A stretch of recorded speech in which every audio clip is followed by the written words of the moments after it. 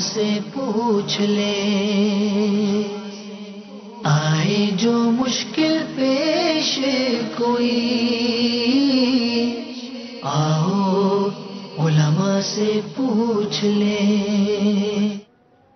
الحمدللہ رب العالمین والصلاة والسلام علی سید المرسلین، اما بعد فاعوذ باللہ من الشیطان الرجیم، بسم اللہ الرحمن الرحیم۔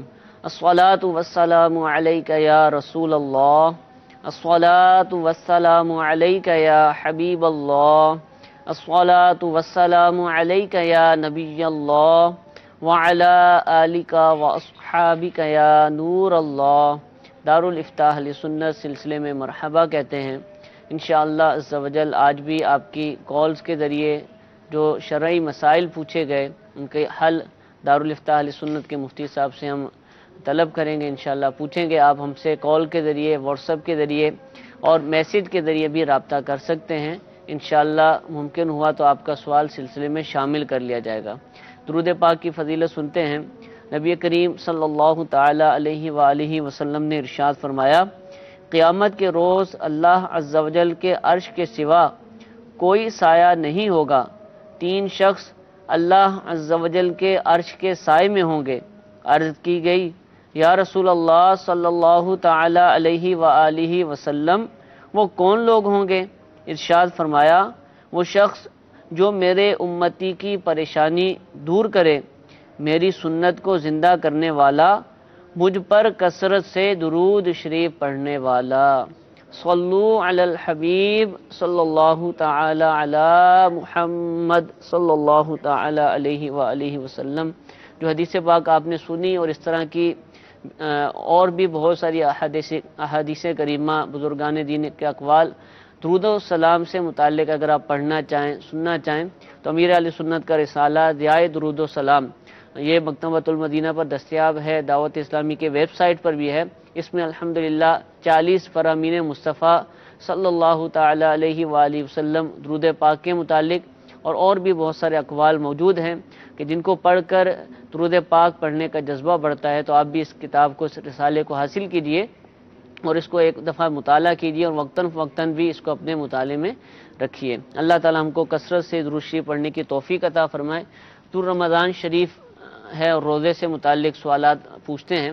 ایک سوال آج کل وائرل ہو رہا ہے اور لوگ اس پر بات کر رہے ہیں کہ جب روزے کی تعریف کی جاتی ہے تو کہا جاتا ہے کھانے پینے اور جو زوجین کے معاملات ہیں ان سے رکنا، لیکن جب روزہ ٹوٹنے کی باری آتی ہے تو کہتے ہیں بھی دوائی سے بھی ٹوٹ گیا، فلاں چیز منہ میں چلے گی اس سے بھی ٹوٹ گیا۔ حالانکہ یہ چیزیں تو کھانے پینے سے تعلق نہیں رکھتی، کھانے پینے کی چیزوں سے ٹوٹنا چاہیے۔ ہر چیز سے روزہ ٹوٹنے کا حکم دے دیتے ہیں۔ پھر آنکھ سے چلا گیا تو ناک سے چلا گیا تو تب بھی روزہ ٹوٹ گیا، حالانکہ آنکھ اور ناک سے تو کوئی بھی نہیں کھاتا، وہ تو لوگ منہ سے کھاتے ہیں۔ تو یہ ایک اس طریقے سے ایک لاجیکلی بات کر کے لوگوں کنفیوژن پھیلایا جا رہا ہے، یا جو کہہ لیجئے، اس کا کیا جواب ہے؟ الحمدللہ رب العالمین والصلاة والسلام علی سید الانبیاء والمرسلین، اما بعد فاعوذ باللہ من الشیطان الرجیم، بسم اللہ الرحمن الرحیم۔ شرعی اعتبار سے صبح صادق سے لے کر غروب آفتاب تک اپنے آپ کو کھانے پینے اور جماع وغیرہ سے روکنے کا نام روزہ ہے۔ ٹھیک ہے۔ اس میں اصل یہ ہے کہ جب دوائی لیتا ہے انسان تو اس کو بھی یہی کہا جاتا ہے کہ اس نے دوائی کھائی ہے۔ ٹھیک ہے۔ اصل اس میں یہ ہے کہ انسان کے معدے میں کوئی چیز نہ جائے کہ جس سے اصلاح بدن ہو۔ ٹھیک ہے، یعنی بدن کو تقویت پہنچے اور اس کے جانے کے راستے ہیں، ٹھیک ہے، ان کو منفذ کہا جاتا ہے۔ صحیح۔ اور وہ ایک نہیں، وہ کئی ہیں۔ یہ منہ بھی ایک منفذ یعنی ایک راستہ ہے، اسی طرح ناک براستہ دماغ، یہ بھی جو ہے وہ معدے کے اندر جو بھی چیز جائے گی معدے کے اندر جائے گی، یہ بھی ایک راستہ ہے۔ صحیح۔ اسی طریقے سے آنکھ میں اگر دوائی ڈالی جائے تو یہ بھی معدے کے اندر جائے گی۔ اسی طریقے سے جو پاخانے کا مقام ہے یہ بھی ایک منفذ ہے، اسی لیے اگر حقنہ وغیرہ دوائی لی تو یہ بھی معدے میں جا کر جو ہے وہ بدن کی تقویت کا باعث بنے گی۔ تو جو منافذ ہیں ان کے ذریعے سے معدے کے اندر کسی چیز کا پہنچنا ٹھیک ہے، یہ در حقیقت روزے کو توڑ دیتا ہے۔ صحیح، تو کھانا پینا بھی چونکہ وہی معدے میں ہی جاتا ہے، ٹھیک ہے، تو اس لیے یہ کہا جاتا ہے کہ ہر طرح کا کھانا پینا، ٹھیک تو ہے، جب بندہ ہر طرح کے کھانے پینے سے رکے گا تو وہ دوائی کھانے سے بھی رکے گا، ٹھیک ہے، کھانا کھانے سے بھی رکے گا، ٹھیک ہے، اور ہر اس چیز سے رکے گا کہ جس کا لنک معدے جس کے منفذ کا ڈائریکٹ معدے کے ساتھ ہے، ٹھیک ہے، تو اس چیز سے رکنا ضروری ہے۔ ٹھیک ہے، اگر اس تک کوئی چیز پہنچ گئی ہے تو اس صورت میں روزہ ٹوٹ جائے گا۔ ٹھیک ہے، حالانکہ بعض وہ چیزیں کہ جن کو انسان کھاتا نہیں ہے لیکن وہ چونکہ معدے میں چلی جائیں اگر وہ، تو اس سے بھی روزہ ٹوٹ جاتا ہے۔ یہاں تک فقہاء نے فرمایا کہ اگر مسواک ہے اور مسواک کے ریشے چھوٹتے ہیں تو مسواک کے ذرات اگر حلق سے نیچے اتر گئے تو بھی روزہ ٹوٹ جائے گا، صحیح، حالانکہ مسواک کے ذرات کھائے نہیں جاتے ہیں۔ ٹھیک ہے، تو اصل اعتبار یہ ہے کہ حلق سے اتر کر معدے میں جانے کا، چاہے وہ حلق سے اتر کر جائے، چاہے وہ ناک کے ذریعے سے جائے، چاہے وہ آنکھ کے ذریعے سے جائے، ٹھیک ہے، یا کسی دوسرے منفذ کے ذریعے معدے میں پہنچے تو وہ روزے کو فاسد کر دے گی۔ ٹھیک تو ہے، اس اعتبار سے ان چیزوں سے رکنے کا نام روزہ ہے۔ اب اگر کوئی اس میں کنفیوژن پھیلانے کی کوشش کرے اور مسلمانوں کے روزے خراب کرنے کی کوشش کرے، بھلے وہ عقلی اعتبار سے اعتراض کرتا ہے لیکن وہ عقلی اعتبار سے بھی درست نہیں ہے۔ جو روزے کی حقیقت اور اس کے ٹوٹنے کی حقیقت کو جانتا ہے تو وہ یہ بتا سکتا ہے کہ کھانے پینے سے کیا مراد ہے اور حقیقت میں روزہ ٹوٹتا کس چیز سے ہے۔ ٹھیک ہے، تو جب معدے میں جائے گا منافذ کے ذریعے، اس کے مقررہ راستوں کے ذریعے جو معدے میں جاتے ہیں تو اس سے روزہ ٹوٹ جائے گا۔ تو اس اعتبار سے جو چیزیں ایسی ہوں گی ان سے روزہ ٹوٹ جائے گا۔ اب حضور آپ نے جس طرح جواب دیا اور وہ بھی ایک عقل میں آنے والا جواب ہے اور شریعت کا جواب ہے جو بھی آپ نے ارشاد فرمایا، تو اب ایسے اشخاص کی جنہوں نے ایسا کیا یا اس طرح کے اور بھی بہت سارے کام کرتے ہیں، ان کے لیے کیا بہتر تھا؟ وہ اس طرح پھیلا کر لوگوں سے سوال کرتے یا پھر کسی عالم کے پاس آتے اور اس سے حل لیتے؟ ان کے ذہن میں اگر ایک بات آ بھی گئی تھی یا مجھے کسی نے فارورڈ کیا اور میں اب اس کو فارورڈ کرنا شروع کر دوں، یا میں کسی سے پوچھ لوں کہ یہ ایک اعتراض آ رہا ہے، تو اس کا کیا جواب ہوگا؟ اس کے ممکنہ طور پر دو مقاصد ہو سکتے ہیں۔ ٹھیک ہے، ایک مقصد تو جو ہے وہ سیکولر حضرات کی طرف سے روزے لوگوں کو جو رغبت ہے روزے کی طرف، وہ لوگوں کے روزوں کو خراب کرنا مقصود ٹھیک ہے ہے، اور لوگوں کے ذہنوں میں کنفیوژن پیدا کرنا مقصود صحیح ہے۔ وہ لوگوں کو اس طرح کے وسوسے دیں گے کہ جس سے فی نفس ہی عبادت کے اوپر ہی شبہ ہو جائے، ٹھیک ہے، اور اگر عبادت کے اوپر شبہ نہ ہو تو وہ لوگوں کو ایسی رعایت بتانے کی کوشش کریں گے کہ جن سے لوگوں کے روزے برباد ہو جائیں، اور ان کا مقصود اس عبادت سے لوگوں کو دور کرنا ہے۔ تو یوں اس طرح کی باتیں بعض اوقات پھیلائی جاتی ہیں اور یہ ثابت کرنے کی کوشش کی جاتی ہے کہ دیکھیے کہ اسلام میں تو اتنا ہے اور بقیہ جو ہے یہ مولانا حضرات نے اپنی طرف سے پابندیاں لگا دی ہیں، ورنہ قرآن میں حدیث میں اتنا ہے۔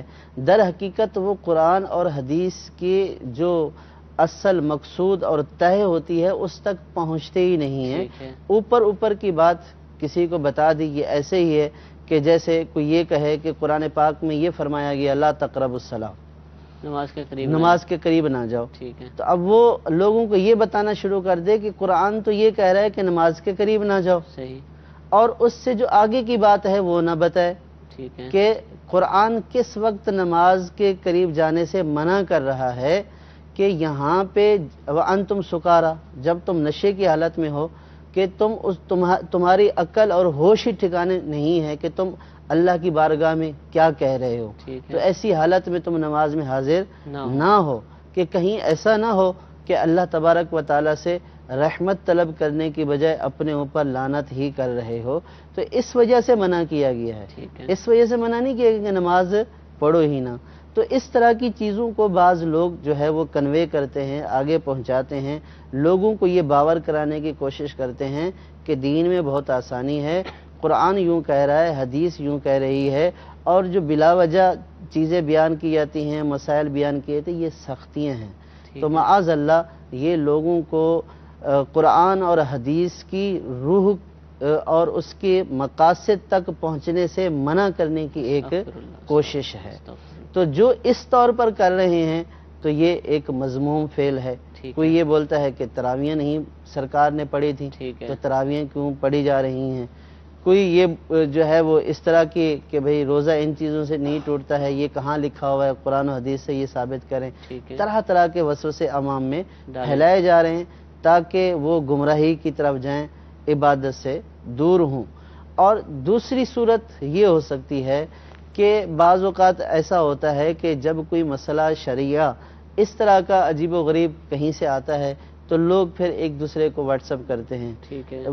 ان کا مقصود اس کو پھیلانا نہیں ہوتا ہے بلکہ یہ پوچھنا ہوتا ہے، لیکن وہ جس طور پر پوچھ رہے ہوتے ہیں وہ پوچھنے کا درست طریقہ نہیں، وہ آگے دوسرا کسی اور کو وہ پھر اسی طرح جو ہے وہ وائرل ہو جاتا ہے. اور وہ جو جس کا مقصد تھا پوچھنا، اس کا مقصد تو شاید پوچھنا ہو، لیکن آگے جو ناسمجھ لوگ اس کو وائرل کر دیتے ہیں تو اس سے فائدے کی بجائے نقصان بہت زیادہ ہوتا ہے.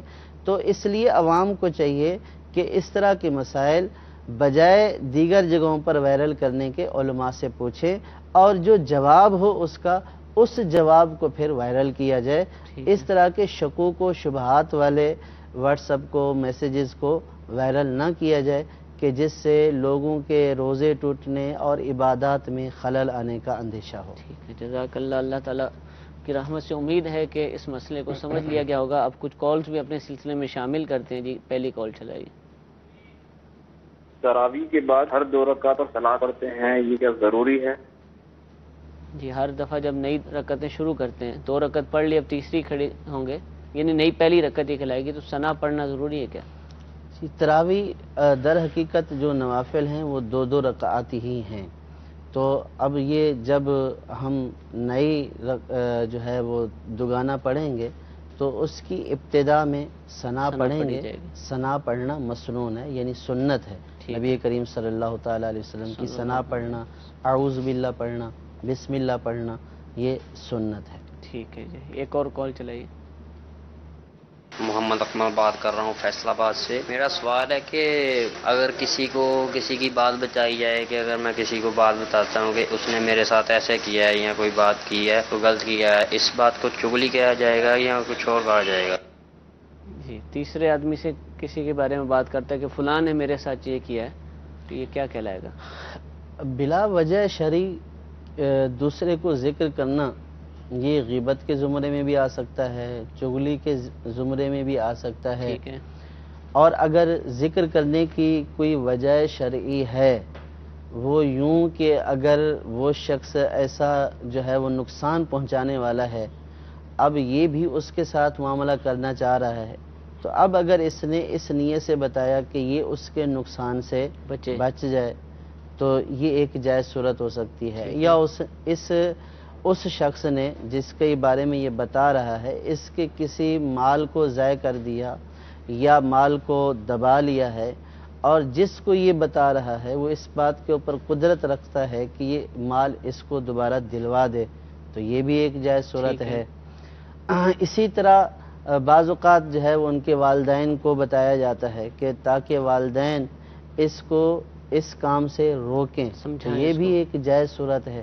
اور ایسے خواہ مخواہ کسی کو جو ہے وہ کسی کا عیب بیان کرنا یا کسی کے بارے میں اس طرح کی بات کرنا یہ بعض صورتوں میں غیبت بھی ہو سکتی ہے، بعض صورتوں میں چغلی بھی ہو سکتی ہے.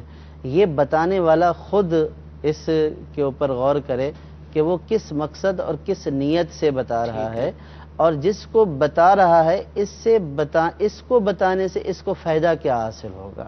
اگر کوئی ایسا فائدہ جو دینی اور شرعی فائدہ ہے کہ جو اس کو حاصل ہوگا، دنیاوی طور پر بھی کوئی فائدہ اس کو حاصل ہوگا جائز فائدہ تو پھر بتایا جا سکتا ہے، ورنہ اس کے بتانے کی کوئی حاجت اور ضرورت نہیں ہے، بلا وجہ نہ بتایا جائے. ٹھیک ہے جزاک اللہ. جی ایک ویڈیو سوال سلسلے کا حصہ بناتے ہیں. جی چلائیے. صبح صادق کسے کہتے ہیں؟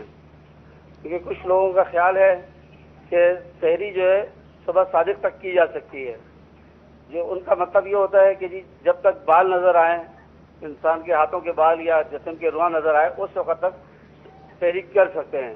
تو اس بارے میں آپ کیا فرمائیں گے؟ جی حضور، صبح صادق پر روزہ ختم ہوتا ہے تو کیا مراد کیا ہے؟ صبح صادق سے پہلے پہلے جب صبح صادق ہو جاتی ہے تو فجر کا وقت شروع ہو جاتا ہے. در حقیقت دو طرح کی صبح ہیں. اچھا، صبح بھی دو طرح کی ہوتی ہے؟ ایک صبح کاذب ہے اچھا، اور ایک صبح صادق ہے. جھوٹی اور سچی. جی، صادق کا معنی سچی، کاذب کا مطلب جھوٹی صبح. وہ یوں فقہا نے یہ ارشاد فرمایا کہ صبح کاذب یہ ہے کہ آسمان پر یہ لمبائی میں ایک سفیدی اوپر کی جانب نظر آتی ہے، تو یہ لمبائی میں ہوتی ہے. تو یہ جب ظاہر ہوتی ہے نیچے افق کے اوپر جہاں سے سورج طلوع ہونا ہوتا ہے وہاں پہ پورا اندھیرا ہی چھایا ہوتا ہے. ٹھیک ہے. اس کے اوپر ایک سفیدی لکیر کی صورت میں ایک سفیدی ظاہر ہوتی ہے. اس سفیدی جب ظاہر ہوتی ہے تو یہ صبح کاذب ہوتی ہے. لگتا ہے کہ صبح ہو گئی ہے، لگتا ہے کہ اب روشنی جب پھیلتی ہے تو لگتا ہے کہ یہ صبح ہونے والی ہے، لیکن وہ صبح کاذب ہے، ابھی صبح نہیں ہوئی. ٹھیک ہے. اور ایک سفیدی پھیلتی ہے جہاں سے سورج نے طلوع ہونا ہوتا ہے، افق جو ہے وہاں سے، وہاں افق کے اوپر جو ہے وہ شمالن جنوباً ٹھیک ہے، عرض میں ایک سفیدی اٹھتی ہے اور وہ اس تاریکی کو اپنے اندر لینا شروع کر دیتی ہے. ٹھیک ہے. تو جب یہ سفیدی طلوع ہوتی ہے تو یہ صبح صادق کہلاتی ہے. صحیح. تو جب صبح صادق ہو جاتی ہے تو اس وقت فجر کا وقت شروع ہو جاتا ہے ٹھیک ہے. اور روزے کا وقت کیا ہو جاتا ہے؟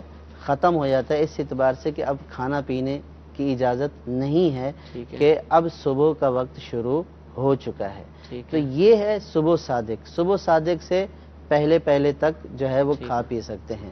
باقی لوگوں کے اپنے تصورات ہیں صحیح. کہ رواں نظر آنا شروع ہو جائے. ٹھیک ہے. آج کل تو ویسے ہی اب جو گھر میں لائٹ ہوتی ہے تو اس میں سب کچھ ہی نظر آ رہا ہوتا ہے، تو اس کا اعتبار نہیں ہے کہ رواں نظر آئے اب تو یا صبح نہ آئے. صادق اور کاذب بھی اب- دیکھنا چاہے تو نظر نہیں آئے گی. جی، روشنیاں شہر میں اتنی ہوتی ہیں.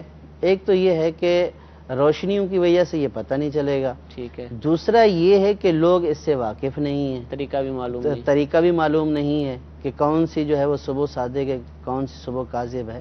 اب بہت ہی آسان طریقہ یہ ہے کہ صبح صادق سے متعلق جو ہے وہ جو کیلنڈر اوقات کے نقشہ متعین کر دیے گئے ہیں، ٹھیک ہے. اوقات بتا دیے گئے ہیں، ٹھیک ہے. سال بھر کے لیے اوقات بتا دیے گئے ہیں. ٹھیک ہے. تو جو معتبر کیلنڈر ہوں اوقات کے تو ان کو لیا جائے اور ان کو فالو کیا جائے اور ان کے مطابق سحر اور افطار کا انتظام کیا جائے. ٹھیک ہے. باقی جو اپنے ٹوٹکے ہیں یہ کہ ابھی یہ نظر آ رہا ہے، ابھی وہ نظر آ رہا ہے، بلکہ بعض اوقات جو ہے وہ ہم نے یہ سنا ہے، دیہاتوں میں سنا کرتے تھے کہ لوگ جو ہے اگر ان کی آنکھ بہت دیر سے کھلی ہے اور ان کو پتہ ہے کہ صبح کا وقت ہو گیا ہے تو وہ کہتے تھے کہ آپ کمرے میں دروازہ بند کر کے کھا لیں، اندھیرے اچھا، میں اندھیرا کر لیں. اندھیرا کر لیں. صحیح صحیح تو یہ ہوگا کہ اندھیرے میں کھایا ہے، ٹھیک ہے. روشنی میں نہیں یعنی مجھے کھایا پتہ ہی نہیں چلا ہے. جی، گویا کہ. تو اب یہ ایک تصور تھا ان کا، یہ تصور تھا کہ اندھیرے میں کھا لینے سے روزہ ہو جاتا ہے. ٹھیک ہے. تو اب یہ بھی اسی طرح کا ہے کہ بھئی رواں نظر آ جائے روشنی میں. اب آپ ہر ایک کی اپنی آنکھیں ہیں، اب ہر ایک کیسے دیکھے گا؟ پتہ چلا کہ جو نظر ہے ہی وہ خراب. صبح صادق کو ہوئے بھی کافی وقت گزر چکا ہے، ٹھیک اب اس کو رواں نظر نہیں آ رہا تو وہ یہ بولے گا کہ ابھی وقت نہیں ہوا. صحیح. اور کسی کو صبح صادق سے پہلے آ جائے تو وہ بولے کہ وقت ختم ہو گیا ہے. ٹھیک ہے. تو اس کا اعتبار نہیں ہے. اس میں جو معتبر اوقات کے نقشے ہیں ان کو اپنے پاس رکھے ٹھیک ہے. اور ان کے مطابق سحر اور افطار کا انتظام کرے. الحمدللہ مکتبۃ المدینہ دعوت اسلامی نے جو ہے وہ اوقات کا ایک نقشہ مرتب کیا ہے جو مجلس مکتبۃ توقیف المدینہ سے ملتا ہے. جی جی. اور اس کی جو ہے وہ ایپ بھی ہے، اپنے موبائل میں اس کو بھی ڈاؤن لوڈ کر سکتے ہیں. ٹھیک ہے. تو اس کے مطابق آپ جو ہے وہ سحر اور افطار کا کریں. اور یہ صرف باب المدینہ کے لیے نہیں ہے، دنیا کے کئی 100 مقامات کے لیے ہے، یہ پاکستان کے تقریباً تمام مقامات کے لیے، دنیا بھر کے 27 لاکھ مقامات کا 27 لاکھ مقامات دنیا بھر میں کے لیے جو ہے وہ نقشہ مرتب کیا گیا. اس کو اپنے پاس رکھیں تاکہ ہمارا روزہ ضائع نہ ہو. اور بلکہ وہاں عرض بلد اور طول بلد ڈال کر تو آپ دنیا کے ہر چپے چپے کا بھی وقت نکال سکتے ہیں. اور بہت بڑا الحمدللہ یہ سافٹ ویئر ہے اور سائنٹیفک بنیادوں پر اور امام اہل سنت اعلیٰ حضرت امام احمد رضا خان علیہ الرحمہ کی تحقیق کے مطابق الحمدللہ یہ سافٹ ویئر تیار کیا گیا ہے نماز کے اوقات کا. آپ دعوت اسلامی کی ویب سائٹ سے اور پلے اسٹور وغیرہ سے بھی موبائل کے لیے ڈاؤن لوڈ کر سکتے ہیں. اور نقشے بھی بہت سارے شہروں کے بڑے بڑے شہروں کے جیسے باب المدینہ کا، مرکز الاولیاء لاہور کا، سردار آباد فیصلہ آباد کا، بہت سارے شہروں کے شائع ہو چکے ہیں. آپ ان کو بھی مکتبۃ المدینہ سے حاصل کر سکتے ہیں. تو حضور یہ بتائیے کہ نقشہ ہم نے اب تو الحمدللہ کافی ہو چکا، لیکن ترغیب کے لیے عرض کر رہا ہوں کہ عام طور پر مساجد میں ہم دیکھتے تھے، تو کیا یہ مسجد والوں کو ہی لگانے چاہیے یا گھروں میں بھی ہم نقشے لگا سکتے ہیں نمازوں کے؟ ہونا چاہیے گھروں کے اندر یہ ٹائم ٹیبل جو ہے؟ جی بالکل گھروں میں بھی ہونا چاہیے. مساجد میں تو اس لیے لگایا جاتا ہے کہ عام طور پر لوگ جو ہے وہ مساجد میں مرد حضرات نماز ادا کرتے ہیں، تو وہاں پہ اس اعتبار سے بھی زیادہ ضرورت ہے کہ مؤذنین حضرات، ائمہ حضرات ان کو دیکھ کر ٹائم کی تبدیلی اور نماز کے اوقات کا تعین کریں. تو چونکہ وہاں پہ زیادہ کام آتا ہے. لیکن اگر ہم یہ دیکھیں کہ جس طرح یہ مسجد میں کام آتا ہے، اسی طرح ہمارے گھروں میں بھی اس کا کام موجود ہے کہ ہمارے گھر کی خواتین، بلکہ خواتین کیا خود ہمارے لیے بعض اوقات بہت ضروری ہو جاتا ہے کہ فرض کیا کہ ہم مسجد میں نہیں پہنچ سکے، آنکھ نہیں کھلی ہے، اب وقت موجود ہے یا نہیں ہے، آخری وقت کیا ہے. تو اس کا تعین تو ظاہر ہے کہ ہمارے پاس کوئی ایسا ذریعہ ہوگا کہ جس سے ہم وقت کا تعین کر سکیں گے، تو ہی ہم وقت کا تعین کر سکیں گے. اور اس کا جو نقشہ ہے وہ بہترین ذریعہ ہے کہ فوراً بندہ اس کو دیکھ کر جو ہے وہ دیکھ لے کہ وقت باقی ہے یا نہیں. ابھی جیسے رمضان کے جو ہے وہ مقدس اور متبرک لمحات ہیں، اور ساتھ لوڈ شیڈنگ کا سلسلہ بھی جاری ہے. اب بعض اوقات لائٹ چلی جاتی ہے سونے کے وقت میں، تو 2-2 3-3 گھنٹے تک سونا نہیں ملتا ہے. پھر جب آتی ہے پھر ایسی نیند آتی ہے کہ بعض اوقات سحری کا ٹائم میں اٹھنا دشوار ہو جاتا ہے. اب اگر فرض کیا کوئی اٹھا، اب اس نے لائٹیں بند کی ہوئی ہیں، کمرہ بند ہے، کمرے میں تو اندھیرا ہے، اب نظر نہیں آ رہا، اب وہ یہ سمجھے کہ ابھی سحری کا ٹائم باقی ہے. کوئی اندھیرے والی بات کہ ابھی سحری کا ٹائم باقی ہے، لیکن پتہ چلے کہ باہر جو ہے وہ اجالا ہو چکا ہے. تو اب وہ کیسے تعین کرے گا؟ اگر اس کے پاس یہ نقشہ ہوگا تو وہ فوراً دیکھے گا، گھڑی کو دیکھے گا، نقشے کے ٹائم کو دیکھے گا اور تعین کر لے گا کہ اتنا ٹائم. یہ نمازوں کے اوقات میں روزے کا ٹائم لکھا ہوتا ہے، یہ جو نقشہ ہوتا ہے ٹائم ٹیبل، کیسے پتہ چلے گا؟ اس میں یہ ہوتا ہے کہ طلوع صبح صادق کا جو وقت ہوتا ہے وہ لکھا ہوتا ہے. تو جو طلوع صبح صادق کا وقت ہوتا ہے وہ یوں سمجھیں کہ روزے بند کرنے کا آخری وقت ہوتا ہے. تو اس سے پہلے تک جو ہے وہ کھانے پینے کی اجازت ہوتی ہے. تو جب اس طلوع صبح صادق والے وقت کو دیکھے گا کہ فرض کیا کہ یہ 4:13 پر ہو رہا ہے، تو وہ پھر اس سے پہلے ہی سیکنڈز تک لکھا ہوتا ہے. تو وہ اس سے پہلے اگر ٹائم باقی ہے تو کرے گا، ٹائم ہو چکا ہے تو نہیں کھائے گا پیے گا. پھر کھانا پکانے میں بھی، اہتمام کرنے میں بھی کہ کتنے اہتمام کی گنجائش ہے، تو یہ بھی اس سے پتہ چلے گا کہ صرف پانی پینا ہے یا کچھ مزید اہتمام. یہ تو اس ماہ رمضان سے متعلق ہے. ماہ رمضان کے علاوہ گھروں میں جو خواتین ہیں وہ نماز کے لیے رہنمائی لے سکتی ہیں. اور اسی طرح خود بعض اوقات آنکھ نہیں کھلتی ہے، فجر میں، عصر میں جو سونے کے اوقات ہیں، ٹائم باقی ہے یا نہیں، تو یہ دیکھنا پڑتا ہے. سفر کے لیے جانا پڑتا ہے تو اس میں یہ دیکھنا پڑتا ہے کہ بھئی ٹائم کب ختم ہو رہا ہے، کب شروع ہو رہا ہے. تو یہ ساری ضرورت تو اگر مسلمان محسوس کرے تو یوں سمجھیں کہ یہ اس کے 24 گھنٹے ساتھ ہونا چاہیے، تاکہ وہ اپنے اوقات نماز وغیرہ کے اعتبار سے متعین کر سکے اور صحیح ٹائم پر وقت کے اندر نمازوں کو اور اپنے شرعی معاملات کو ادا کر سکیں. ٹھیک ہے. اور الحمدللہ اس کے اندر نہ صرف فقہ حنفی بلکہ جب موبائل ایپ آپ ڈاؤن لوڈ کریں گے تو فقہ شافعی کے مطابق بھی نمازوں کے اوقات بتائے جاتے ہیں. جو دنیا کے کئی ممالک ایسے ہیں کہ جہاں پر فقہ شافعی کے ماننے والے رہتے ہیں تو وہ بھی چاہیں تو دعوت اسلامی کی جو موبائل اپلیکیشن ہے اس کو ڈاؤن لوڈ کر لیجئے. ایپل اسٹور میں جا کر دعوت اسلامی ایپس لکھیے, وہاں پر جتنی بھی دعوت اسلامی کی مجلس آئی ٹی نے اپلیکیشنز بنائی ہیں وہ ساری کی ساری آپ کو وہاں نظر آ جائیں گی. ان میں سے جو اوقات الصلاۃ کی اپلیکیشن ہے اس کو ڈاؤن لوڈ کیجئے. اسی طرح ایک اور اپلیکیشن کا بھی آپ کو مشورہ دیتا چلوں, دارالافتاء اہل سنت جو سلسلہ آپ دیکھ رہے ہیں, یہ دعوت اسلامی کا ایک شعبہ ہے. اس کے اسلامی بھائی یہاں تشریف لاتے ہیں اور یہ سلسلہ آپ کے سامنے پیش کرتے ہیں. اس کی بھی ایک اپلیکیشن موجود ہے, جو سلسلے آپ دیکھتے ہیں اس کے ویڈیو کلپس ہوتے ہیں, دارالافتاء اہل سنت سے جاری کردہ فتاوا اس کے اندر موجود ہوتے ہیں. ایونٹ وائز مواد, جیسا کہ رمضان المبارک کا پیارا پیارا مہینہ چل رہا ہے, اس سے متعلق فتاوا جات شرعی رہنمائی سے متعلق وہ وہاں پر موجود ہوں گے انشاءاللہ. اور ساتھ ہی ساتھ بکس لائبریری بھی ہے جہاں پر فقہ سے متعلق بہت ساری کتابیں الحمدللہ موجود ہیں. آپ اس موبائل اپلیکیشن کو دارالافتاء اہل سنت اس اپلیکیشن کو ڈاؤن لوڈ کیجئے انشاءاللہ, اور وہاں پر جا کر آپ رجسٹر بھی ہو جائیے. تو پھر ساتھ ہی ساتھ آپ کو انشاءاللہ اس کے نوٹیفیکیشن بھی آتے رہیں گے کہ موبائل اپلوڈ ہو چکی ہے, اس میں نئے فتاوا آئے ہیں. نہ صرف اپلیکیشن کے اندر وہ آپ کو فتاوا ملیں گے بلکہ پرسنل آپ کے نمبر پر بھی وہ سینڈ کر دیے جائیں گے. تو بہت ساری سہولیات الحمدللہ دعوت اسلامی آپ کو فراہم کرتی ہے, ان کو ضرور بھی ضرور حاصل کیجئے. اللہ تعالی ہم سب کو دینی معلومات حاصل کرنے کے ذرائع اپنانے کی توفیق عطا فرمائے.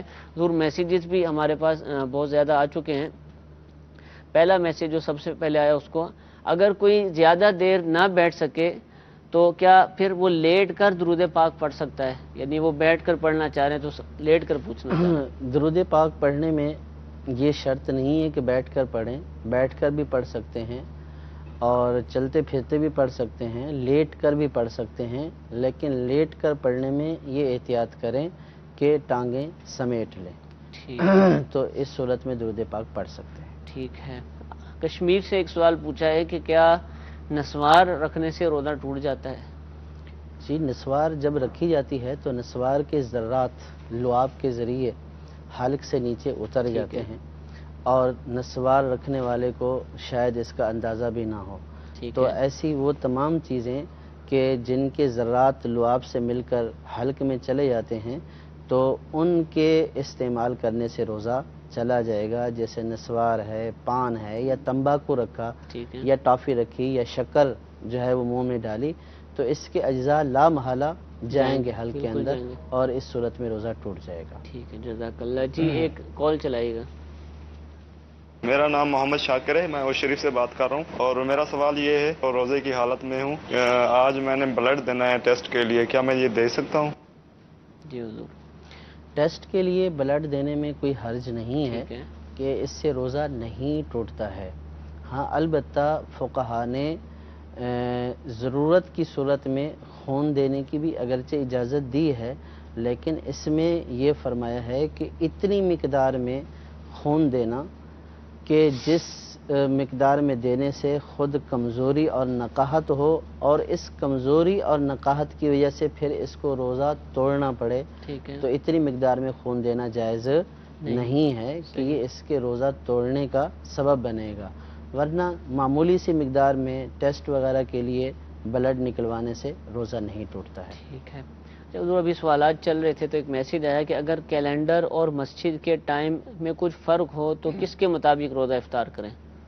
اب یہ الگ الگ چل رہے ہوتے ہیں تو صحیح کیا, کنفیوژن پھیل جاتی ہے.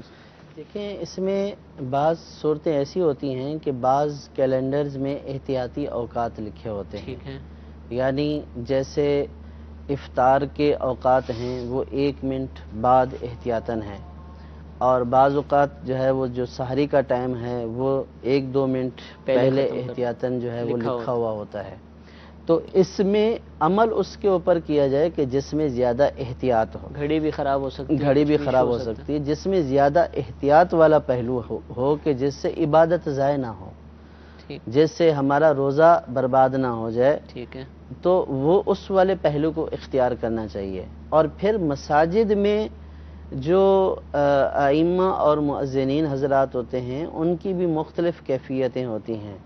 بعض اس چیز کا بخوبی ادراک رکھتے ہیں اور اس بات کا لحاظ رکھتے ہیں کہ لوگوں کے روزوں وغیرہ کے معاملات جو ہے وہ بخیر و خوبی انجام پائیں اور کسی کا روزہ خراب نہ ہو. اور ان میں بعض ایسے بھی ہوتے ہیں جو تربیت یافتہ نہیں ہوتے ہیں، ٹھیک ہے، تو وہ اس بات کا لحاظ نہیں کرتے ہیں۔ صحیح، اور بعض اوقات یہ بھی دیکھا گیا ہے مساجد میں کہ دیکھا دیکھی اور سنا سنائی کے اوپر بھی ہوتا ہے، جیسے کہیں سے بھی سیرن بجا دوسرے ادھر نے سے بجا بھی دیا، سیرن بجانا شروع کر دیا، ٹھیک ہے، یہ دیکھے بغیر کہ ٹائم ہوا ہے یا نہیں۔ صحیح، تو اس لیے مساجد کے سیرنز یا اذان کے اوپر مدار رکھنے کی بجائے جو حقیقی اور احتیاطی وقت والے کیلنڈر ہیں ان کے اوپر مدار رکھا جائے تاکہ ہماری عبادات ضائع نہ ہوں۔ اور اس اصل تو یہ کہ ہم خود اس کا اہتمام کریں، نہ کہ ان کی چیزوں پر اعتبار کریں۔ جی، ہر شخص کے اوپر عبادت کو بچانا اور ہر اس ذریعے سے بچانا کہ جس سے عبادت ضائع ہو جائے، یہ ہر شخص کے اوپر خود لازم ٹھیک ہے۔ ہے۔ مساجد کی طرف سے یہ ایک تعاون ہے صحیح، کہ وہ اپنے اوقات دے کر جو ہے وہ بتاتے ہیں، تو یہ اگر وہ نیکی کے اس کے لیے کرتے ہیں تو اللہ تبارک و تعالیٰ ان کو جزائے خیر دے، یہ مسلمانوں کے ساتھ اچھا تعاون ہے اچھا ہے، اگر صحیح طریقے سے کرتے ٹھیک ہیں۔ ہے، لیکن یہ نہیں ہے کہ وہ اس بات کو بتانے کے پابند ہیں کہ اب سحری کا ٹائم ختم ہو گیا، اب افطار کا ٹائم شروع ہو گیا، وہ پابند نہیں ہے۔ پہلے بھی جب سائرن نہیں ہوتے تھے، جی، اسپیکر نہیں ہوتے تھے، لوگ ان کیا کی کرتے؟ ذمہ داری جو ہے وہ نمازوں کے اوقات کے لیے اذان دینے کی ٹھیک ہے ہے، وقت کے اندر، وہ اس کے پابند ہیں۔ باقیہ جو روزے رکھنے اور اس کو جو ہے افطار کرنے یا سحری ختم کرنے کا دار و مدار خود روزہ دار کے اوپر ہے۔ ٹھیک ہے، اگر وہ کسی سیرن کے اوپر روزہ کھولتا رہا اور خدا نہ خواستہ سائرن وہ ہی غلط- سیرن غلط بجتا رہا تو پھر یہ نہیں کہہ سکتا کہ انہوں نے غلط بجایا تھا، ٹھیک ہے، لہٰذا میرا روزہ جو ہے وہ ٹوٹا ہے، وہ ان کی وجہ سے ٹوٹا، میں قصوروار نہیں ہوں۔ قصوروار یہ خود ہی قرار پائے گا، گناہ گار یہ خود ہی ہوگا۔ تو اس لیے ہر شخص کو اپنے روزے کا بچانے کا خود ہی انتظام کرنا ہے، دوسرے ذرائع پر اعتماد نہ کیا جائے تو بہتر ہے۔ ٹھیک ہے۔ اور میں نے پچھلے سلسلے میں بھی عرض کی تھی کہ ٹائم ٹیبل جو بازار میں دستیاب ہیں ضروری نہیں کہ سبھی ٹھیک ہوں، یہ میں نہیں کہہ رہا کہ سبھی خراب ہی ہوں گے، لیکن سب کا درست ہونا بھی ضروری نہیں ہے۔ بہت سارے ایسے ٹائم ٹیبل بھی موجود ہوتے ہیں جو غلط ہوتے ہیں، پھر کئی دکاندار حضرات جو ہے وہ خود بھی چھپواتے ہیں، تو وہ چھپوانے کے اندر، ایڈیٹنگ کے اندر، لکھنے کے اندر جو ہے وہ بھی غلطیاں ہو سکتی ہیں۔ تو آپ سے مدنی التجا ہے کہ اس حوالے سے آپ دعوت اسلامی نے جو کیلنڈر جاری کیے ہیں مختلف شہروں کے یا اپلیکیشن کے ذریعے جو ہم حاصل کر سکتے ہیں، اسی کو اگر آپ فالو کریں گے تو انشاءاللہ زیادہ احتیاط حاصل ہوگی۔ ایک ویڈیو سوال سلسلے میں شامل کرتے ہیں، جی چلائیے۔ مفتی صاحب سے سوال یہ ہے کہ میں روزے کی حالت میں اگر ناک جام ہو جائے تو اس میں دوائی ڈال سکتا ہوں یا نہیں؟ جی حضور، ناک جام ہو جائے؟ دوائی روزے کی حالت میں ناک میں ڈالنے سے روزہ ٹوٹ جائے گا۔ ٹھیک ہے، ہاں، اگر کوئی ایسی بام ہے کہ جس کو اوپر سے لگائیں، ٹھیک ہے، اس کا اندر ڈالنے سے تعلق نہیں ہے تو وہ لگائی جا سکتی ہے، لیکن ناک کے اندر دوائی ڈالنے سے روزہ ٹوٹ جائے گا۔ ٹھیک ہے۔ ایک میسیج اسی طرح ہے کہ کیا آب زمزم آنکھوں میں ڈال سکتے ہیں؟ دوائی کا تو منع فرماتے ہیں، آب زمزم، دیکھیے پانی جو ہے، پانی کا استعمال جو ہے وہ شریعت نے منع نہیں کیا، دوائی وغیرہ ڈالنے سے تو روزہ ٹوٹ جائے گا۔ ٹھیک ہے، دوائی ایک دوسری چیز ہے، ٹھیک ہے، ورنہ ہم وضو کرتے ہی ہیں۔ اب اگر کسی نے وضو کیا آب زمزم سے اور آنکھ میں ڈالا ظاہر کہ جائے گا تو اس سے روزہ نہیں ٹوٹے گا۔ ٹھیک ہے، ٹھیک۔ جی ایک کال چلائیے گا۔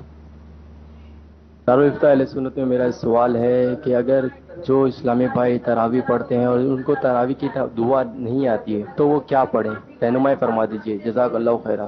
آمین۔ تسبیح تراویح کے حوالے سے غالباً پوچھ رہے ہیں۔ تسبیح تراویح اگر نہیں آتی ہے یہ کوئی گناہ تو نہیں ہے، ٹھیک ہے، لیکن بہتر یہ ہے کہ یہ یاد ہونی چاہیے، اور آج کل تو کارڈ بھی ساتھ ہوتے ہیں، ٹھیک ہے، تو لگے ہوتے ہیں مسجدوں میں، لگے بھی ہوتے ہیں، چھوٹے کارڈ جیبی سائز کے بھی ہوتے ہیں، تو ان کو لے کر اس کے اوپر پڑھتا رہے، لیکن اس کو یاد کرنا کوئی ضروری نہیں ہے، اور جس کو نہیں آتی ہے وہ گناہ گار بھی نہیں ہے، تو اس میں ذکر و اذکار کرتا رہے، یا پھر یہ ہے کہ جو لگا ہوا کارڈ ہے اس کے اوپر دے کر پڑھے، یا پھر ہاتھ میں لے ویسے کر بھی لوگ اس کو پڑھتے پڑھنا ہیں تو شروع ایک کر دو دیں۔ دن میں 3 دن میں یاد ہو ہی جاتی عام ہے، طور پر یاد ہو جاتی ہے، لیکن جب توجہ ہو نا، توجہ ہو تو عام طور پر جو ہے وہ جس چیز کی طرف توجہ ہوتی ہے ٹھیک تو وہ بہت جلدی یاد ہو جاتی ہے، ٹھیک ہے، لیکن جب ہماری توجہ ہی نہیں ہوگی، یاد کرنے کی طرف کوئی دلچسپی ہی نہیں ہوگی، تو پھر وہ یاد نہیں ہوگی. پھر کچھ نہ کچھ الفاظ تو یاد ہوں گے لیکن دلچسپی نہیں ہوگی تو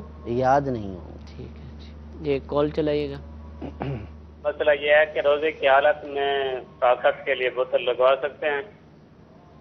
سوال سمجھ نہیں آیا. طاقت کے لیے بوتل ڈرپ لگوانا. بوتل ڈرپ کا پوچھ رہے ہیں. اس میں یہ ہے کہ انجیکشن اور ڈرپ لگوانے میں، روزے کی حالت میں لگوانے میں علماء میں اختلاف ہے. یعنی بعض علماء کے نزدیک اس سے روزہ ٹوٹ جاتا ہے، جبکہ بعض کے نزدیک اس سے روزہ نہیں ٹوٹتا ہے. جس معاملے میں علماء میں اختلاف ہو تو اس سے بہر صورت بچنے کی کوشش کی جائے. ٹھیک ہے. یعنی وہ کاب نہ کیا جائے تاکہ دونوں علماء کے موقف کے اوپر روزہ درست ہو جائے. لیکن پھر بھی اگر کسی کو کوئی ایسی صورت درپیش آ جائے کہ یا تو وہ روزہ توڑ دے یا پھر ڈرپ لگوا لے، تو اب وہ روزہ نہ توڑے بلکہ ڈرپ لگوا لے. دارالافتاء اہل سنت سے جاری ہونے والا جو موقف ہے، فتویٰ ہے، وہ یہ ہے کہ انجیکشن یا ڈرپ لگوانے سے روزہ نہیں ٹوٹتا ہے. ٹھیک ہے. جزاک اللہ جی. ایک اور کال چلائیے. تراویح وغیرہ جو پڑھتے ہیں، اب جو حافظ جو قرآن پڑھ رہا ہوتا ہے، کچھ کچھ لفظ ہمارے کو سمجھ آتے، جو لفظ ہمیں سمجھ نہیں آتے، اس پہ کیا رائے ہے؟ اس میں کوئی ذمہ داری تو نہیں ہے ہماری؟ اچھا، یہ لفظ کیا تراویح ہیں؟ کیا ہے صحیح تراویح؟ تراویح. جی ٹھیک ہے. اب یہ کیا کہہ رہے ہیں؟ اب اس میں یہ ہے کہ ان کو سمجھ نہ آنا، اس کی بھی مختلف صورتیں ہو سکتی ہیں کہ بعض اوقات انسان خود غنودگی کے عالم میں ہو اور اس کو سمجھ نہ آ رہا ہو، تو اس میں حافظ صاحب کا قصور نہیں ہے، سننے والے کا قصور ہے. اور اگر حافظ پڑھتا اس طرح ہے کہ الفاظ چبا جاتا ہے یا اتنی تیزی سے پڑھ رہا ہے کہ کچھ سمجھ میں آتا ہے کچھ سمجھ میں نہیں آتا، تو اس طور پر الفاظ چبانا یا ایسی تیزی سے پڑھنا کہ پتہ ہی نہیں چلا کہ کیا ہوا، جو حروف کی صفات ہیں، مدات وغیرہ ہیں، ان کا لحاظ ہی نہیں کر رہا، تو ایسا تو قرآن پاک پڑھنا جائز نہیں ہے. تو اس میں اب مقتدی کیا کر سکتا ہے؟ مقتدی یہ کر سکتا ہے کہ اولاً تو اس جگہ کے اوپر تراویح نہ پڑھے، ایسے امام کے پیچھے، ایسے حافظ صاحب کے پیچھے تراویح ادا کرے کہ جو قرآن پاک کو صحیح طریقے سے پڑھتا ہو. دوسرا یہ کہ اگر کوئی ایسا ذریعہ نہیں ہے تو پھر حافظ صاحب کو سمجھانے کی کوشش کی جائے، ان کے اوپر انفرادی کوشش کی جائے، ان کو بتایا جائے کہ آپ اللہ تبارک و تعالیٰ کا کلام پڑھ رہے ہیں اور ہم قرآن پاک کا ختم کی سنت کی نیت سے سننے کے لیے آپ کے پیچھے کھڑے ہوئے ہیں، تاکہ قرآن پاک کا جو ختم ہے، سنت ہے، وہ ہماری بھی ادا ہو جائے، آپ کی بھی ادا ہو جائے. اگر آپ اس طریقے سے پڑھیں گے تو نہ آپ کی سنت ادا ہونی ہے نہ ہماری سنت ادا ہونی ہے. تو اگر ان سے ترکیب بنائی جائے، انفرادی کوشش کی جائے، ان کو سمجھایا جائے تو بھی یہ معاملہ حل ہو سکتا ہے. لیکن یہاں پہ غور طلب بات یہ بھی ہے کہ بعض اوقات حفاظ کی طرف سے ایسا نہیں ہوتا ہے. حفاظ یہ چاہتے ہیں کہ وہ صحیح طور پر پڑھیں. ہماری طرف سے، عوام کی طرف سے یہ مطالبہ ہوتا ہے کہ جی آپ 1 گھنٹہ لگا دیتے ہیں، بہت زیادہ تھکا دیتے ہیں، حافظ صاحب ذرا جلدی پڑھ لیا کریں. تو اب آپ اگر ایک پارہ 1 گھنٹے میں بھی سننے کو مشقت سمجھیں گے اور مزید تیز سے تیز، اور بعض جگہوں پر تو 50 منٹ بھی ختم کر دے تو وہاں پہ یہ سمجھا جاتا ہے کہ آج تو بہت تھکا دیا حافظ صاحب نے. تو بھائی کتنی دیر میں آپ نے پارہ ختم کروانا ہے؟ تو اب اگر اس کو صحیح طریقے سے پڑھا جائے تو کم از کم 50 منٹ، 1 گھنٹہ یا 1 گھنٹے سے عام طور پر اوپر بھی لگ جاتا ہے. اگر آپ حافظ صاحب سے مطالبہ کریں گے تیز سے تیز تر کا تو پھر ایسے ہی ہوگا. تو ہمیں خود بھی غور کرنا چاہیے کہ تراویح کو فارمیلٹی نہیں سمجھنا چاہیے کہ ہم آئے اور کھڑے ہو گئے، بس تلاوت ہو گئی جیسی بھی ہوئی ہے، اس کی طرف کوئی توجہ نہیں ہے، بس 50 منٹ میں ختم ہونا چاہیے اور 1 گھنٹے میں وطروں سمیت سب کچھ معاملہ ختم ہو جانا چاہیے. جب ہماری طرف سے ایسا مطالبہ ہوگا تو اگرچہ کہ حافظ صاحب کو لوگوں کے مطالبے پر ایسا پڑھنا جائز نہیں ہے کہ جس سے قرآن پاک کے جو پڑھنے کا تقاضا ہے وہ اس کو ملحوظ نہیں رکھ رہا بلکہ ناجائز اور حرام کر رہے، یہ بھی حافظ صاحب کے لیے جائز نہیں ہے۔ لیکن بعض اوقات جب لوگوں کا مطالبہ ہوتا ہے تو عام طور پر حفاظ پھر اس طرح کرتے ہیں، تو جو پیچھے پڑھنے والے ہیں ان کا بھی ذہن بنایا جائے کہ آپ قرآن پاک سننے والے بنیں تو انشاءاللہ حفاظ بھی صحیح طور پر قرآن پاک سنانے والے بنیں گے۔ صحیح اور غلط میں فرق بھی کتنے منٹ کا آئے گا؟ 10 منٹ 15 منٹ ٹوٹل اگر دیکھا جائے ڈیفرنس؟ جی عام طور پر اتنا ہی فرق آتا ہے۔ اگر 15 منٹ اور رک جائیں تو آپ اندازہ کریں اتنا ہی فرق آتا ہے، لیکن یہی لوگ جب تراویح پڑھ کر نکلیں گے ٹھیک ہے تو آدھا گھنٹہ مسجد کے باہر کھڑے ہو کر تبصرہ کریں گے، ٹھیک ہے کھڑے رہیں گے، ٹھیک ہے تو وہ کھڑا ہونا ان کے اوپر مشقت کا سبب نہیں بنتا، صحیح لیکن مسجد میں کھڑا ہونا مشقت کا سبب بن جاتا ہے۔ ٹھیک ہے بعض اوقات بعض بیٹھ بھی جاتے ہیں، یعنی بعض اوقات ایسا بھی ہوتا ہے کہ سب کچھ ختم ہو گیا، یعنی تراویح کے بعد خلاصہ تراویح بھی ختم ہو گیا، ٹھیک ہے، وہ اس کو نہیں سنیں گے، باہر بیٹھ کر بات چیت کریں گے، لوگ چلے جائیں گے تب بھی وہ بیٹھے رہیں گے، لیکن جب تراویح سننے کا معاملہ آئے گا تو بولیں گے حافظ صاحب نے بڑا تھکا دیا، حافظ صاحب ذرا جلدی پڑھا کریں۔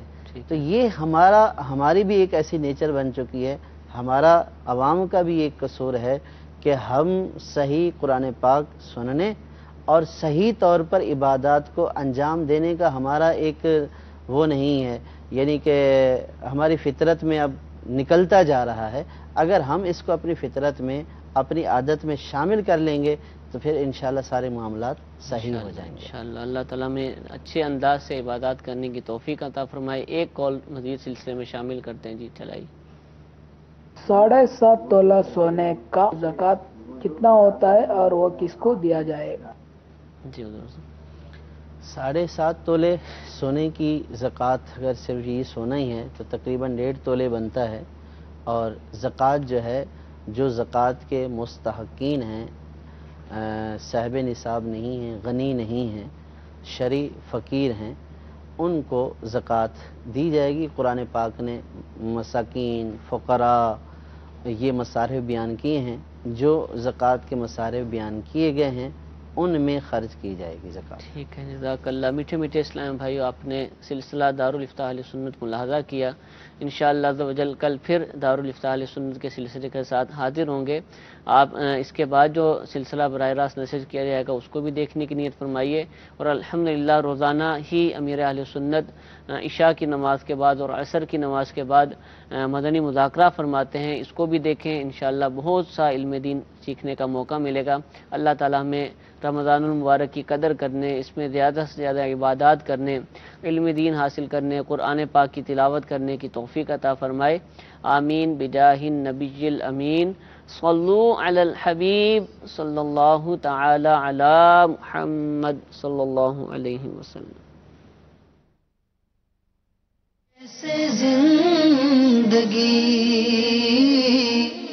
آؤ علماء سے پوچھ لیں، آئے جو مشکل پیش کوئی، آؤ علماء سے پوچھ لیں۔